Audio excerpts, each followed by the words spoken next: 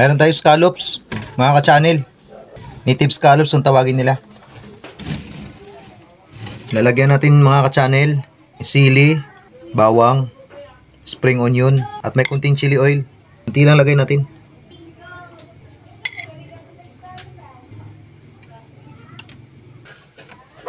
Lagyan natin yung cheese mga ka-channel. Cheese. Ila.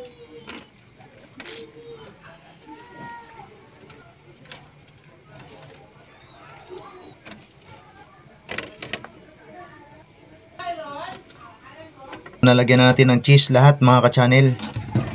Ito na oh. Isasalang na natin sa oven to. Bake na natin to mga ka-channel. Itong may wagang oven natin mga ka-channel.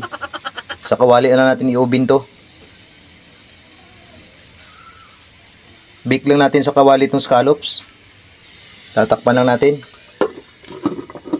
Mga 7 to 8 minutes, okay na to. Pagkatapos ng 7 to 8 minutes, bubuksan na natin to. Ayan. Okay na tong big scallops natin mga ka-channel. Ayan, big scallops natin oh.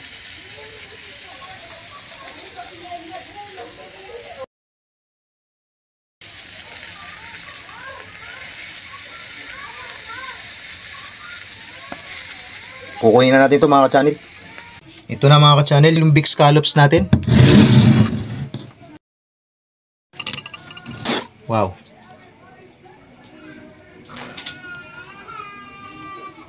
Mga ka-channel, titikman na natin to. Itong big scallops natin. Ito.